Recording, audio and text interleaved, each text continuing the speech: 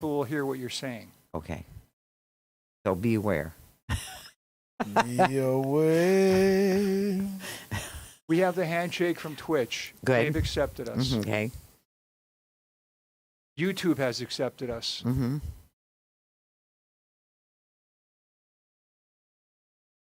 Come on, Facebook, accept us. This is how we do it. Okay, Facebook has accepted us. Wonderful. All right. You know where the on-the-air switch is, Vicky? Oh, yes. Flip Okay. the switch. Yep. Tell me when the light is on. It's on. Okay, when you hear the clap, you're on the air. Welcome to Talking Peace with the Western New York Peace Center, being recorded here at Think Twice Radio in the home of the future, also the home of our producer and friend, Richard Wicca. Thanks, Richard. And thanks to our friends at WBNY, Buff State, coming out of Buff State University, Buffalo State's original alternative radio station. Thank you, Buff State. And when I think of thankfulness, I think of our dear indigenous friends and how, no matter how they've been, had attempted genocide and all kinds of being cheated and violated in all kinds of killed in so many ways, so many times and ways, they remain thankful, and they always start everything off by thanking Mother Earth, thanking for keeping us standing and giving us something to stand on, being the ground of our dwelling, and the living waters that keep us alive, Winnie-Wachoni, and all of the plants, the medicinals and the nutritionals, and the creatures of all kinds, and the trees that give us the very air we breathe, and the so many beautiful, phenomenal things in our creation, including Brother Sun and Grandmother Moon, and our Creator who gave us the original instructions that we need to follow if we want life to continue in this creation and in the love that it started off with. So then when they say all of that, then they would say Yahweh. It's like a shorthand of all of that. And then the people say Nyo. So Yahweh. No. Thank you. Thank you. So I'm very excited about our wonderful guests here today in studio. We have, I'll just go around. First of all, we have a young friend from long back, I'd say, Abdi Farah, who is a student at Buff State, and he's studying poli-sci, and he's joined us here now. Welcome, Abdi. Hi. Thank you, Vicky, for letting me part of the show. Oh, we're excited to have you on. We need the voice of the youth. Yes. Tell us what's happening, what you think of things happening. And, of course, friend of the show, Christian Parra. Christian has been, working locally, regionally, nationally, and just getting everything done for people's action and for the people. So, Christian, welcome. Thank you, Vicky. We're so appreciative of all the great work you've done, and we just need so much of it here in Buffalo and in Western New York and in the whole country. So we're very glad and grateful you're doing all of that. So we will be talking about peace action and about national base building and just base building in general, and community building, movement building, relationship building, all of that. So, but I always like us to, I didn't introduce myself. I'm Victory Ross. I am the board chair at the Western New York Peace Center. So I am not the executive director. This is her wonderful show, and we miss Deidre E. Mel. She'll be doing the show next week. But for right now, I'm just stepping in for her.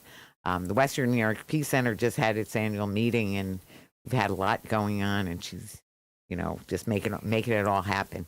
So meanwhile, getting back to, we like to start off with, as we're talking about base building, what are the values that we want to bring into this and remember during this discussion? So I would just say, Christian, if you want to go first, we'll just go around like that. Yeah. In organizing terms, 101s, right? Trying to figure out people's self-interest, figure out like what is, you know, how does their story relate to systems of oppression, so that they could understand why the movement, you know, will always continue and we need everybody. But people carry a lot of dominant narratives that stops them from becoming powerful. They wind up having powerless behaviors. Right? Like me and Abdi was agitating someone that's a straight man that, you know, he's openly homophobic. And having real discussions, right? And we can never build unity if we can't just let people be who they are. Right. And understand their oppressions. And I think there's always the process in the movement of healing and love, and also solidarity for those that don't wind up, you know, falling into systems of oppression because they have privilege. And we can't judge them either, right? Even their worldviews. Like, there has to be a way that we shift worldview through transformation. So, like, you know, having friends in Ellicottville and, you know, Springville, and just thinking about all the Trump flags, what does it identify? Everybody, to me, whether, even if they're racist or if they're oppressed, there needs to be a way that we shift the narratives and also shift the worldview so that people understand that we're never going to build a power to break the system that wants us to be separated. They don't want us to be united because they understand that this is how they keep their power. So in general, for me, base building is led by people that are impacted and trying to create our own, you know, our own base of whatever we're trying to work on. The thing is, sometimes people fall into wanting to base build when they're in need rather than base building now. Right.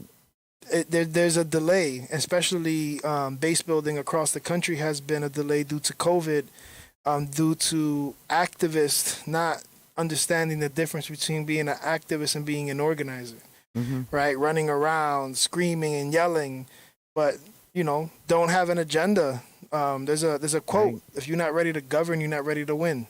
And it's going to take a lot of people to realize that even the education system has failed us to teach us about base building and leadership development in the schools, so that kids even are growing up to have a different curriculum that leads them into thinking that you are as powerful as you want to be leaving school, instead of, you know, like me going to college and getting arrested and getting on bail, and next thing you know, I lose my scholarship to University of Central Florida, right? That was a lot of shame to even say I've been in jail. Right. But it's the movement, it's the stories that keep people united.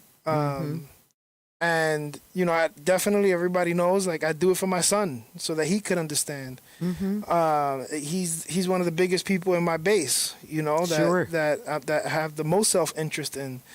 And just so you know, Vicky, I might be getting him soon, Wednesday to Saturday every week. So my thing is about to change. Great. So, but to me, base building is, it's all relational. It's how you treat other people. It's how you accept other people. And base building changed my life because of the one-on-ones. As somebody that, you know, was suicidal one time in his life, the relational building really made me understand that other people go through these different types of oppression. I'm not going to say anybody's story is worse, better, or whatever it is. No, right. It's their story. Right. And I think through that type of organizing, it's easy to get people self-interested into the movement, because now there's trust built, there's accountability done, and as well as agitation to help your comrades to move in a direction that they're clear-minded in the decisions that they're making for the path to their power. Right? We don't want people in our base to fall into cracks. We need to keep each other accountable on how we move forward as a community, but even nationally, it's been a struggle, like organizing, right, in Southside Chicago with gangsters, like people that are, some of them did 30 years in jail, like their credibility in the community is very high. And they do everything they can to transform their lives and also the community now in a very positive way, including doing bail reform like we did, as well as parole justice like we're fighting now for with Donna Robinson. Right. And just thinking about the fact that people don't know how to deal with tension, right? Right. This work brings a lot of tension. Absolutely. And if you're not ready to handle it, right? People will say narratives, but if you have a base, those narratives don't matter. You just keep base building. Don't let any of the distractions that's actually holding you back or any narrative from becoming powerful. And I do think we don't even notice as humans because there is no mental institution. There is nothing to deal with mental illness. People don't have nobody to talk to. And base building, our base counts on each other.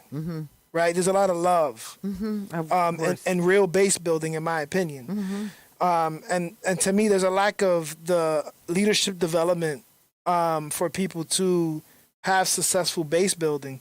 But I'll pass it to Abdi next, so he could talk a little bit about even when he was a youth and he was accountable to one-on-ones and other things. But go ahead.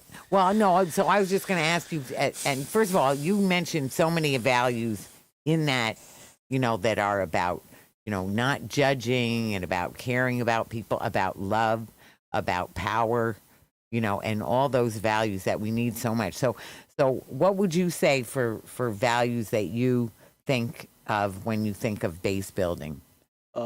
Some values I think about base building is being able to network, being able to get to know somebody, and get to know their story. So having a relationship with somebody is so important because it can either make you win or lose in life. So base building is getting to know people, and you gotta knock on 50 doors, 100 doors before you get the right person. So I just believe you gotta keep going at it and building relationships and just take it one conversation at a time, one person at a time, so you can elevate and grow, but also let other people grow with you, and you can heal people. So this work is to get healed and advocate for other people that can't advocate for themselves. Right. Like Christian touched upon people that are incarcerated. So there's a lot of stories where people can't express their stories. So we are the ones to be that story for them.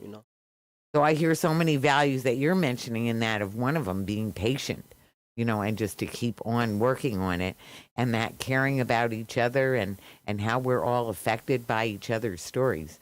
I think of, usually I want to go when I'm thinking about values, and they really apply really any topic that we pick. And we have a lot of different topics that we've talked about on this show. But I like to think of what Dr. King said, and it was John Washington who first drew this quote to my attention. But where Dr. King said, "I believe that unarmed truth and unconditional love will have the final word in reality." So that unarmed truth and unconditional love. So that truth, the truth is what's going on. So a lot of, when I've talked with, what can I say? People who have a very different idea, they've said to me they think that we have different values, and I'm like, I don't think our values are so different. I think our assessment of what's going on is so different, because a lot of people don't even know what's going on, especially if they're listening to very bad news outlets that are, there's a lot of lying. And actually, you should just see the show we just did on fascism last week, where, lying and just making things up, untruth. So truth, actual truth. And that doesn't mean truth is simple. A lot of times, you just get different pieces of the truth from different people who see different parts of it, So truth and love, and of course love, because love is what motivates an activist.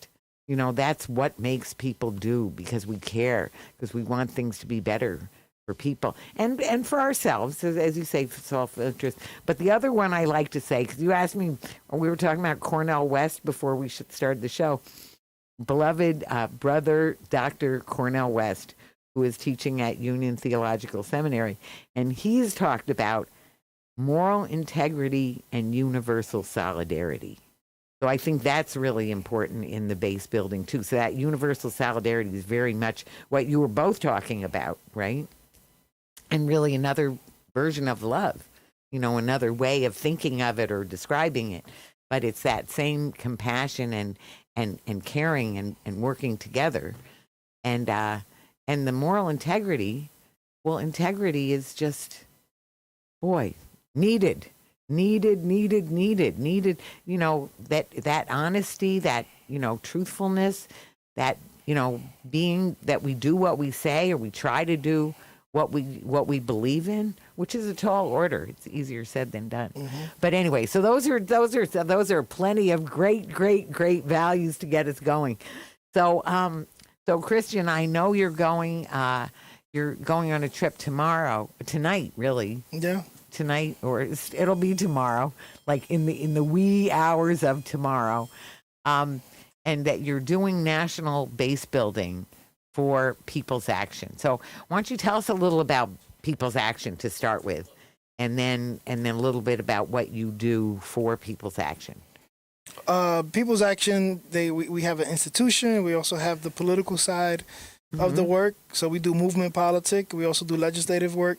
We're also an institution in the sense that we are educators to the social justice movement. Mm-hmm. So we have a lot of powerful trainers nationally. Mm-hmm. And we're roughly, I want to say, been organizing in 30 plus states around that, like 30 something states. Mm-hmm. And basically doing a lot of leadership development, winning, trying to win on the presidential side, trying to win Congress in many different states, mm-hmm. U.S. Senates. Mm-hmm.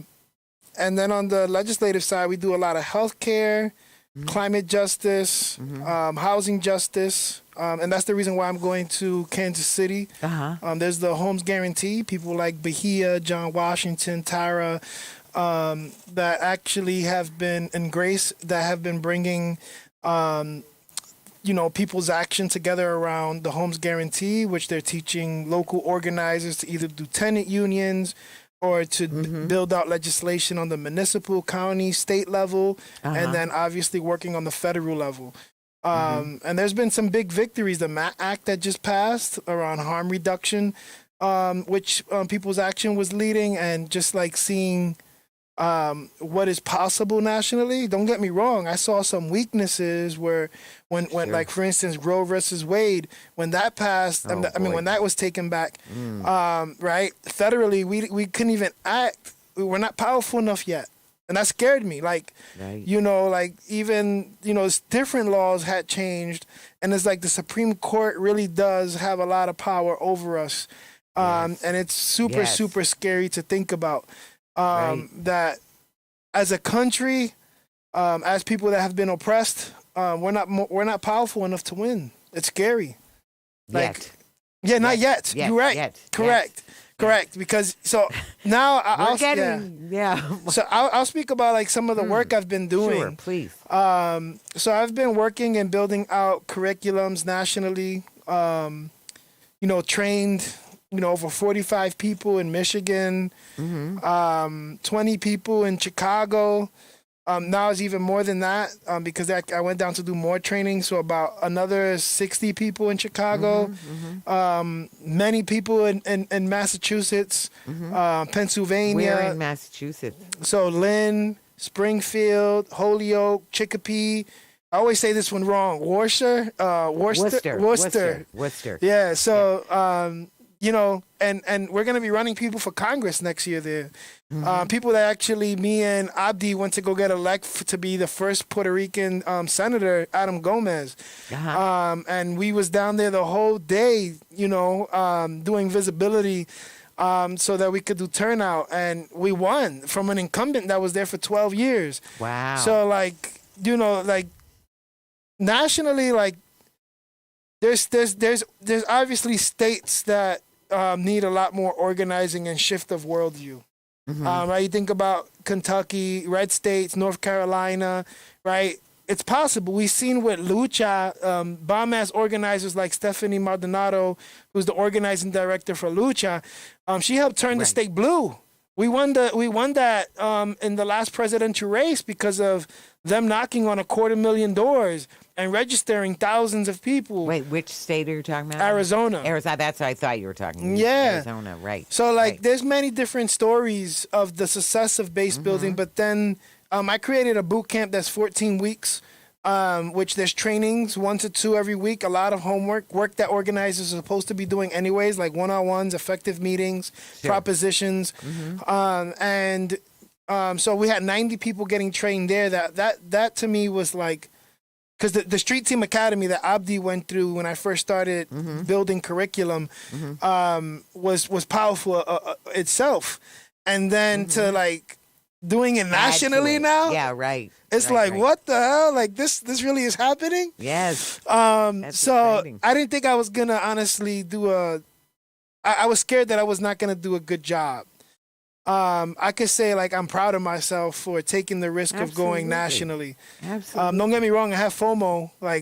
I miss the work in Buffalo. I miss working with Free the People. I miss working with pushing Latinos forward. Right. Things that I helped founded to this community. Right. But obviously staying in contact with Korean Society of Buffalo, but taking what I've been doing nationally, and I've been thinking and talking to other people about soon bringing some type of week-long or agitational training here to Buffalo, and taking what I've been learning from the national side. But People's Action it even has a convention coming up on the last week of June where thousands of organizers across the country come together. We have Bernie Sanders come, AOC, big legislators come, and it really is... you see all the member affiliates coming together. It's Abdi, you want to speak about People's Actions, the convention? Yeah, I went to People's Convention when I was, I'll say 15. I'm 19 now, so it was 4 years ago. 2018, I was 15 or 14 years old. It was 2019. 2019. So I was 16, 15 years old at that time. But I'm going to Washington, D.C. and meeting other people and seeing other organizers, and just even I was a liaison, I believe, during one of the direct actions, but not even fully participating in the move. I mean, in the direct action, direct action, but just seeing it just opened my eyes, and I also built a lot of relationships. You know what I mean? I also built a lot of relationships with people at the People Convention, and it just opened my view and worldview, and get to know that there's more people out here that do the work. But it was a lifetime experience. But Washington D.C. was not the only place I went to with Christian. We went to California, Boston. I lived in Boston for 11 years. I'm sorry, I meant to say Springfield, Massachusetts. Oh, Springfield. For Adam Gomez. Right. Just seeing other people and seeing other states and see how they organize just helped me, and I know it definitely helped Christian. So. But the convention is sick. It's thousands of us, and we have targets, obviously, CEOs of these corporations that put CO2, give cancer to people, and corporations that dirty the water, that gives us... The point is that with People's Action and the network, and like he said, there hasn't been one in 4 years because of COVID. Right. So this one is going to be grand. It's going to be big. Oh, it's going to be so big. Right. And there's thousands of people just going into a building, doing their direct action. You see hundreds of marshals around with orange jackets, the narrative, the boxing fight, the people versus the oppressor. And honestly, truth, it's a shift of worldview for transformation. And it's, oh man, it's so powerful. So one thing, I'm glad you brought that up about worldview again. I like to go into that a little bit. And it makes me think of, there's a linguist. It's funny how linguists, Noam Chomsky, who is also very well known, intellectual historian, political analyst of what's going on. And so there's another linguist called George Lakey, and he wrote a book called Don't Think About a Pink Elephant or something like that. Don't Think About an Elephant, something like that. And it was in the Bush era, kind of, right? So that was still a very polarized, we've just been on this path more and more where there's these very different worldviews. And they're sort of saying it's the worldview that makes the big difference. Not so much, like I said, it was what I said before. Not really the values are so different. It's what you think is going on is so different. And also what you think is needed is so different. So the difference between one of the things that he said in the worldview, it's like either the paternalist thing that is like the benevolent dictator kind of thing that is coming out of a more well, let's say even, I don't want to use first of all, the Peace Center is a 501c3.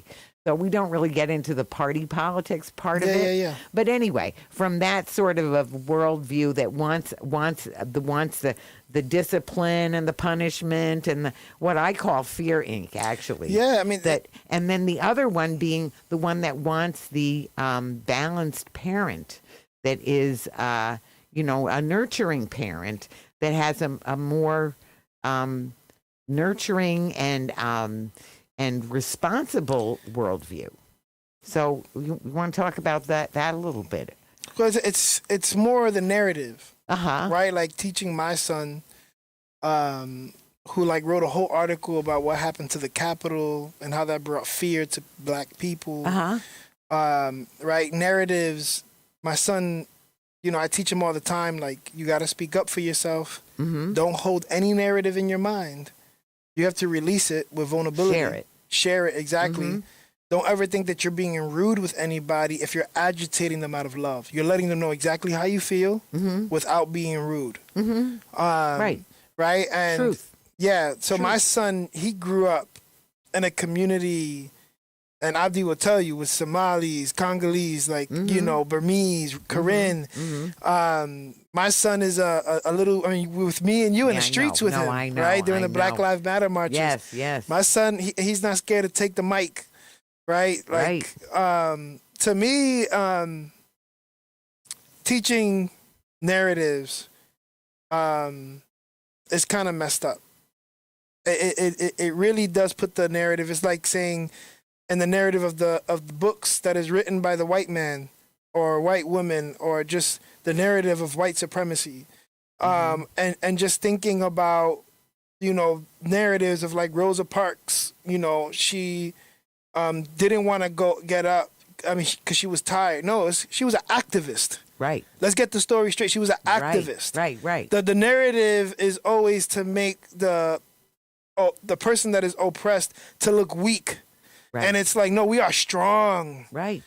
And we could bring ourselves to be weak because of the narratives. We're not good enough. We need the bootstrap narrative. We need, and I guess what I'm trying to say is, like, we could become powerful ourselves. We could become the next entrepreneur. We could become the next organizer. We could become the next president of the United States of America if we really do unite.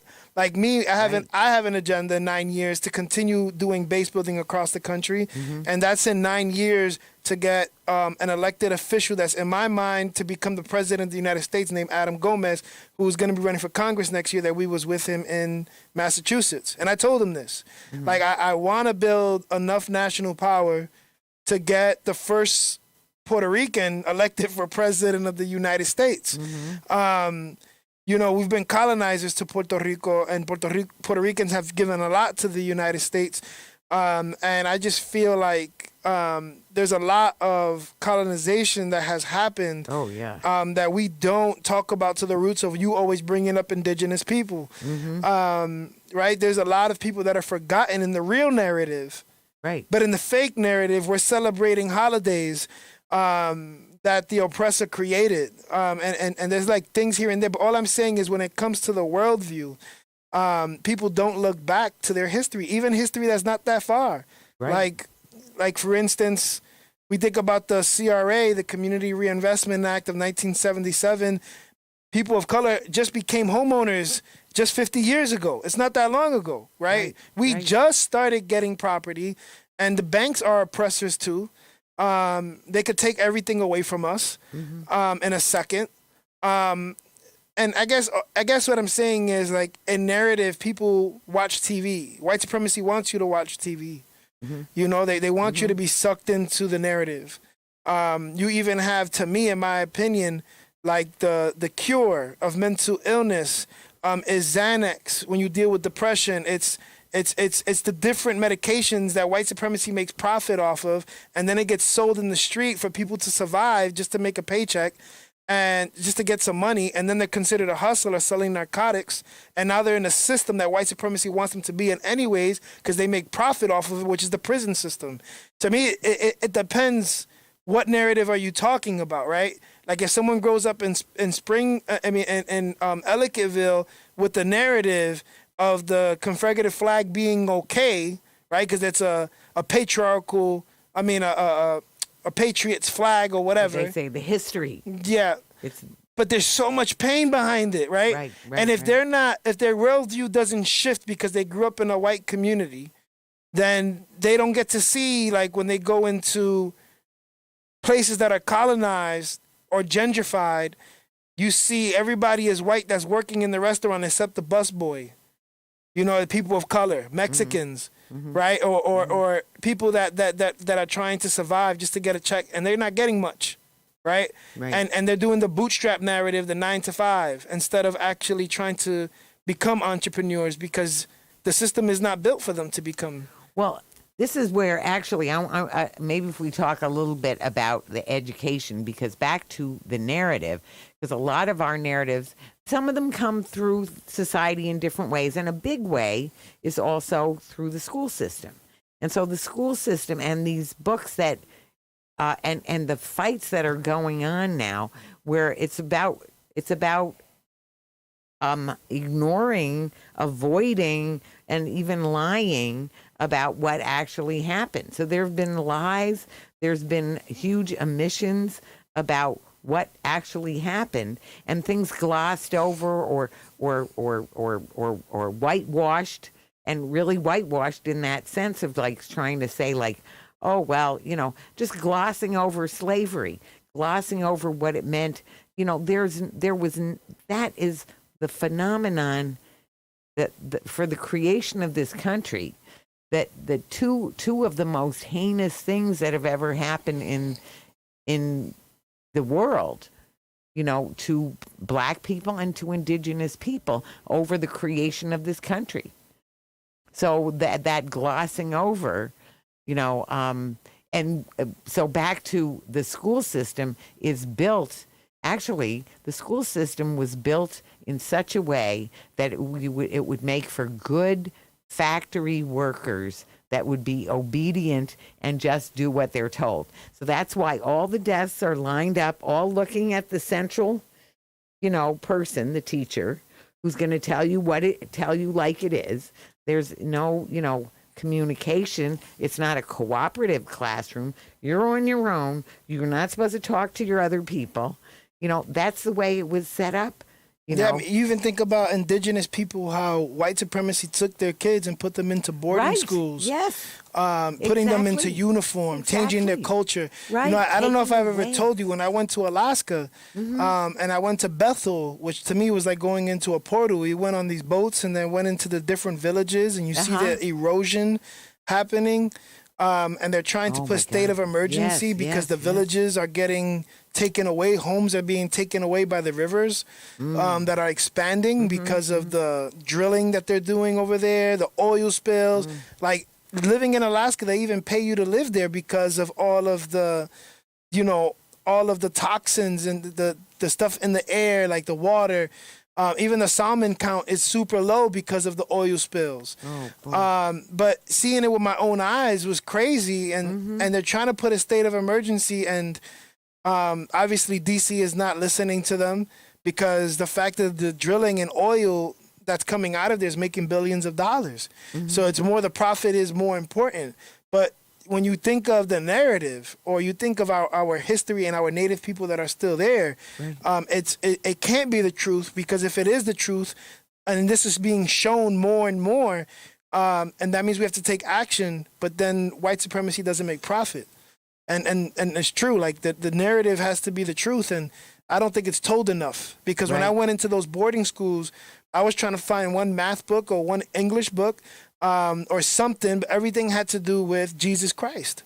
And it was like, God, wow, they are transforming these people into Christians. And I have problems. I mean, I went to church for a very long time in my teenage years. But Christianity messes me up. When you learn about slavery, when you actually see it for yourself and go into a building where they took kids away from the center of the culture of indigenous people, and the way they explained it was the kids in the middle, the grandparents in the outside telling them the stories, the mothers outside of them and the fathers outside of them, doing what they need to do to bring the resources, and mothers, being home, and women in indigenous culture, they the matriarchal system. Men don't talk in the meetings, women do. Even in their dance culture, men are on their knees and women are in the back dancing. Like it was something that was unbelievable. I've never seen so many indigenous people together in my life. But to hear the stories of the education system through the process of really changing the narrative at schools, if it's not the right teacher and it's not the right system, could really teach somebody a culture that is hateful, a culture that is powerless. And I just need to say too, it's not, the difference between Jesus teachings and Christianity's doings are night and day, largely speaking. So I mean, it's not that, the teachings are quite different, but then there's a lot of,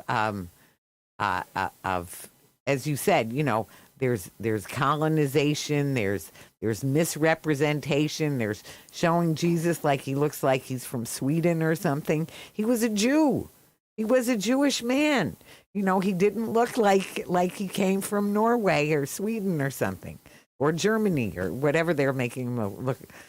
And also what he taught was not what is being taught. So, well, for me, like I always say, like I might not go to church, but I mean, I do believe that there's a higher power. I do believe that our ancestors are with us. But I think I do God's work. Right. I think you do I think, organizing and absolutely, and in the hood, going to Richmond, caring for people. We was in Oakland. There was a raid right next door to us. We was in the hood, and being from the South Bronx, and then organizing in places like South Chicago, like I'm going into communities that I might not walk out of. That's the risk that I'm taking. Right. And it's because it is in my self-interest to build a power that doesn't exist. Well, that's part of it. And then... Yes, the love. It's the love. Yes, exactly. It's that love. And that's what motivates. That's what motivates to make those changes. So it's in our self-interest to care for each other because we're all connected. So it sounds... So now are you going with Christian tomorrow? Oh, to Kansas City? No. No. And so now when you... No, not at the last minute, right? No. I mean, if he wants to jump on the plane, put him in the suitcase. So now what do you think about some of those trips? You said you've been to California and Springfield, Massachusetts, Washington, Albany, the capital state of New York. And so what did you think? What was it like? Say, what was it like when you went to California? Where'd you go and what were you busy with? What were you busy doing? California, we went to an organization called, what was it? Well, a lot of them. Yeah, it was MG, Movement Generation, Rich City Rides, Urban Tilt. And what city or cities? Oakland and Richmond. Oh, really? Oakland and Richmond, but we were just we were training other organizers on how to team build and how to get your story out there, and we was doing the one exercise where you draw a stick figure and you put who you were and then who you're gonna become, and we're just facilitating that meeting, and Christian was facilitating the Kawiye and so much other friends that were facilitating this. Kawiye was there too? Yeah, Kawiye. Kawi led Really? the big piece of the training. Yeah. Oh, really? Wow. Wow. Well, I wanted to say this about narrative when you were talking about narratives. First of all, we know that people learn through storytelling. It's traditional, it's elemental, it's so deep and so related to us, you know, all our cultures. If the person is vulnerable and authentic, you know, you could tend to get a liar. I'm not gonna put Abdi and put you on blast a little bit, right? But like Abdi lied to me when he was like 13. I mean, you would expect a 13-year-old not being perfect. And he saw how serious I did take the work. And one day we're driving in the car and he's like, I've been lying to you about stuff. And honestly, I don't want to lie to you no more. I want to tell you the truth. So then he got deeper in his story. Right. And it's like, got him to tears, got him to the point of like sentimental, right? Sure. And like we could talk about toxic masculinity. We could talk about Yes, the we could talk narratives about that people could put on us. But that's the transformation that I've always put into the youth. You know, I trained over 200 youth through my, 5-6 day training that they all went through. And it was what was it, like from 10 to 5 every time, right? Yeah, 10 to 5, yeah. So, you know, I need to tell you, I also was a big liar as a teenager. And I mean, oh, my poor parents, my uncle, I won't even get started. In fact, I lived in California because my uncle wanted to show that he could do a better job than my parents could. In the end, he sent me back. But anyway, I wanted to say, as a social worker, which I am a qualified clinical social worker, I used to be a mobile therapist. But anyway, that there's something called narrative therapy, and it's all about telling and finding and really making your story, just what you're talking about, where our narrative for our own life, like how did we manage, when we deal with trauma or having traumatized parents, or, the shame-based society that we live in, or all the oppression that we live with, or all the different hurtful things that we might live with. How did we manage to keep going, and how do we keep learning and growing from that? So that's narrative, and that's narrative therapy. So that's, and also it is part of brief treatment. Right, so it's not meant to go on like forever. even the it's a quick. It's like reframing a thing in a whole different way. But it's reframing yourself. Exactly. Like for instance, when I was transformed, I carried a lot of toxic masculinity that I didn't know about. I carried pride. Right. There was a shell that you don't. Right. There's certain things you don't talk about, Right. and it's like, who made that narrative that you can't talk about things that hurt you? Right. Like I think honestly it is therapeutic, not just to tell your story to anybody, but if you connect with somebody. Yes. I think that there is some type of privilege that you have somebody in front of you that is really taking it to their heart. Right. And you're building something tight. Like there's certain people that I've had one-on-ones with that they shared their story with me and it stays in my heart. I never tell their story again. Right. And I've reflected on their stories. And when I see them, I see strong people. I might even see privileged people that are strong as well, right?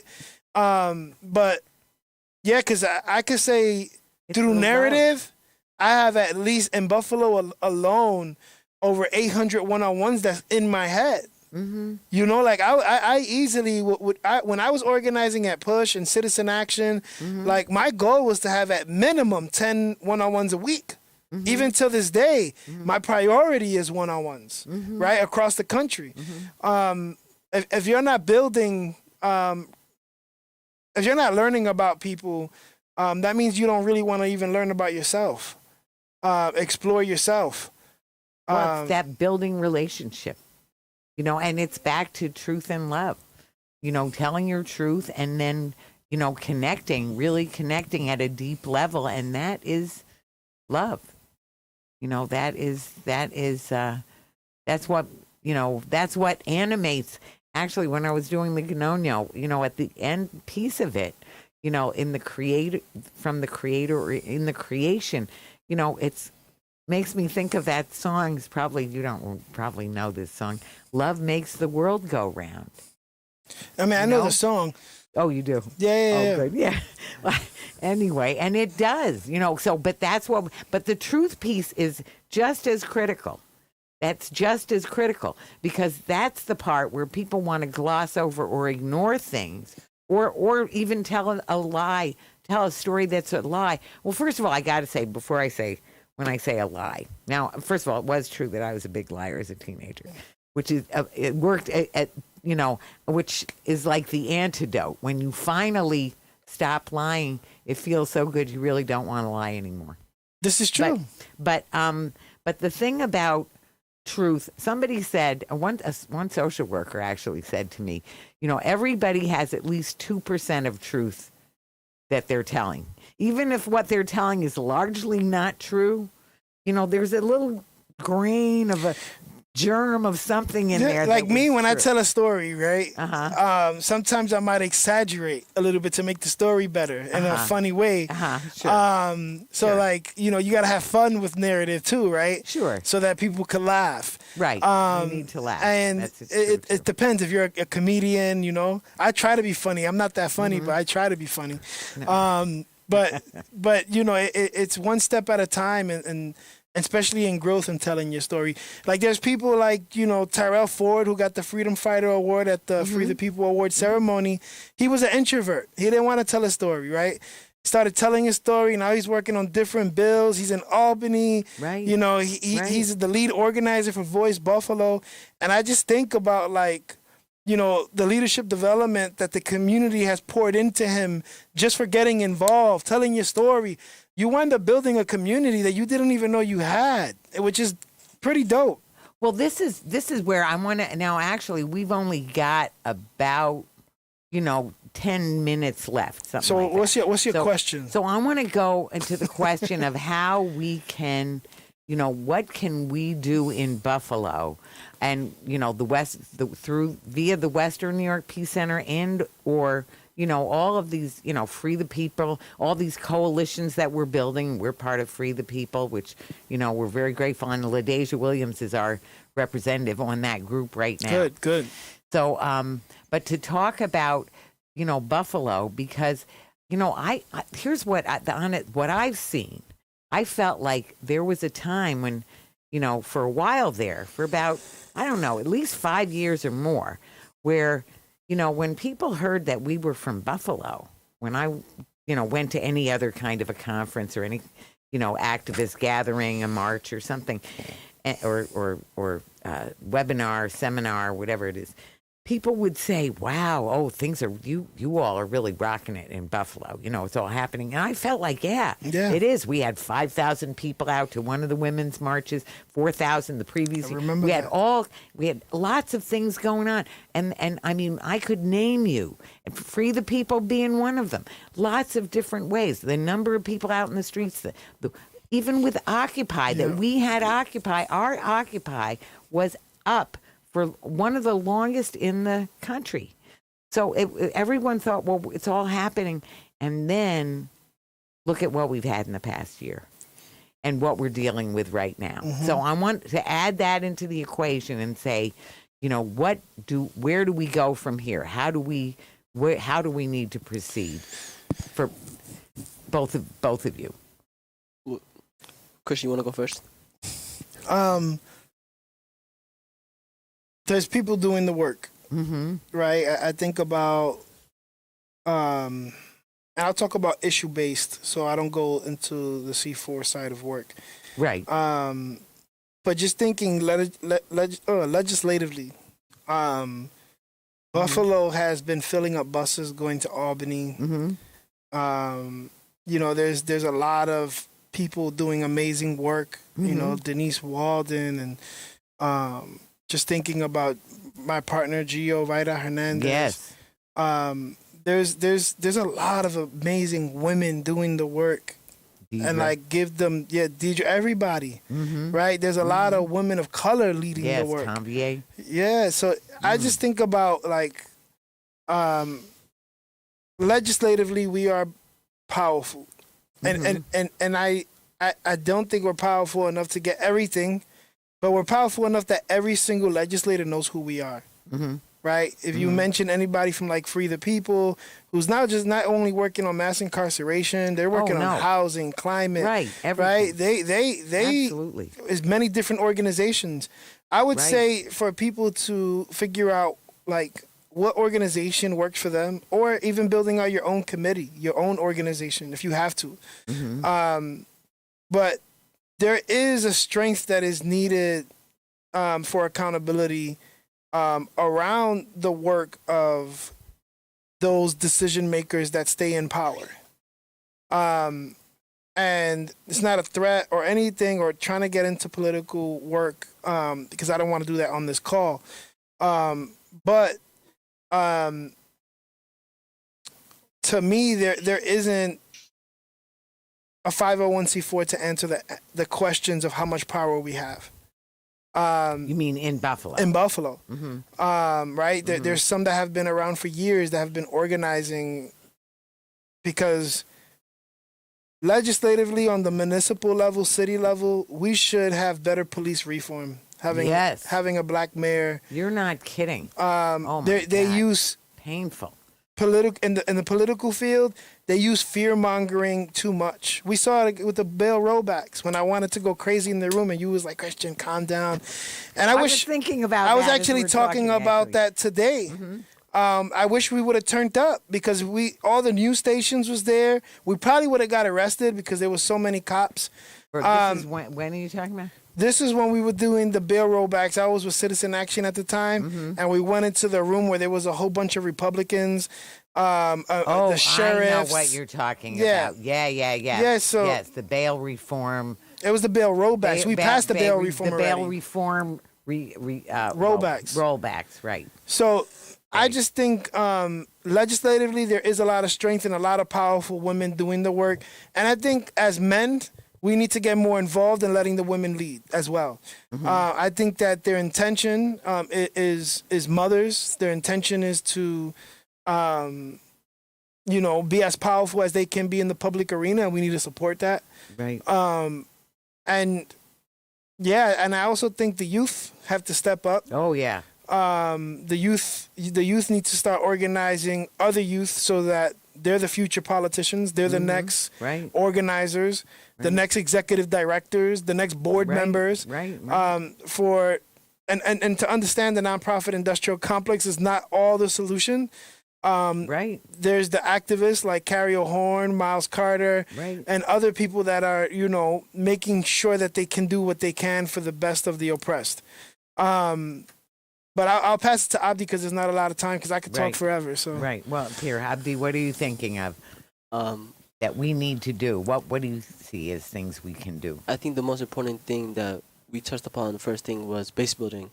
Getting to know your community, getting to know your mayor, getting to know, building relationships with not only with family members, but building relationships with politicians, developers, people that have impact in this community. So having base building is one of the most important things in organizing, but on that national level or even local level, getting to know people's stories.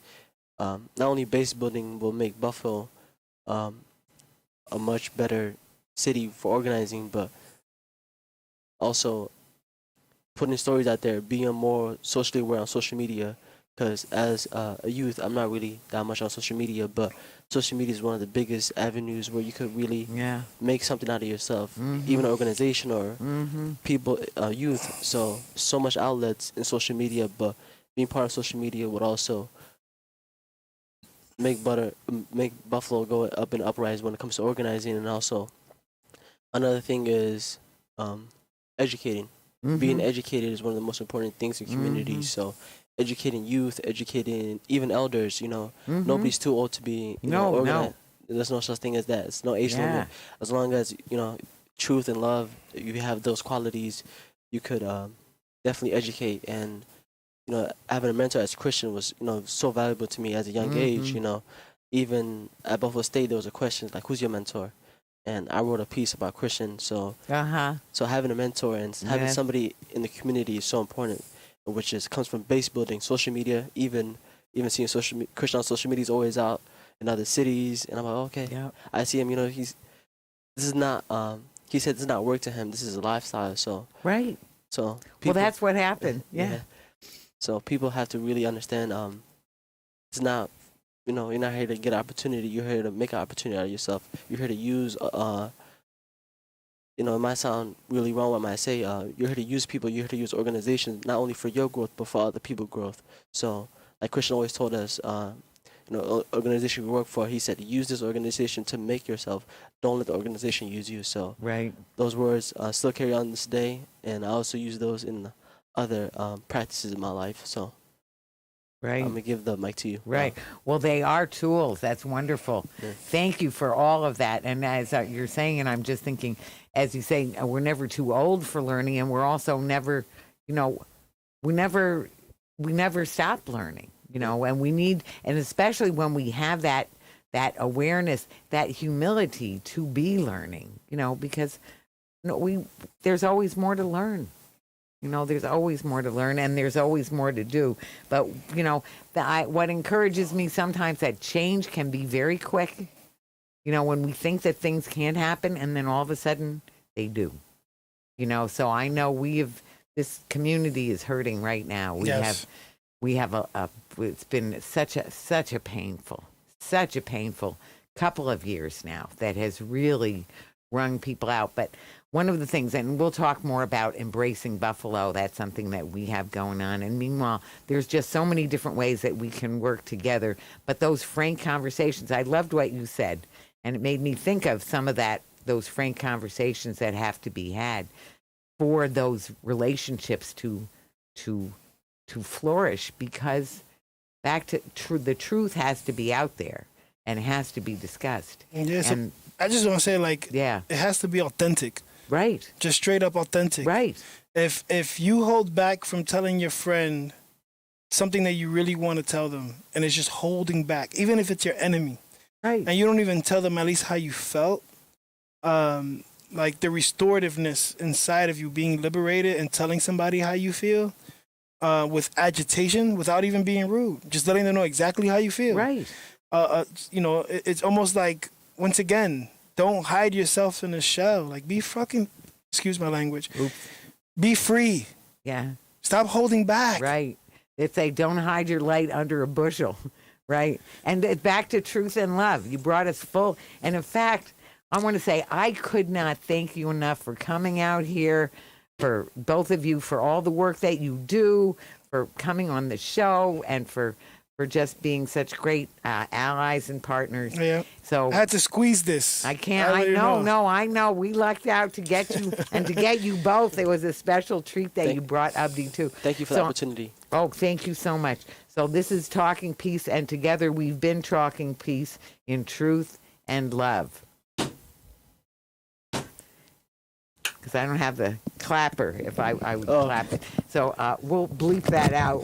We'll have to bleep that out. Otherwise, it would be fined. We'd be fined. But anyway. Okay. Well, thank you both so much. Really, that was great.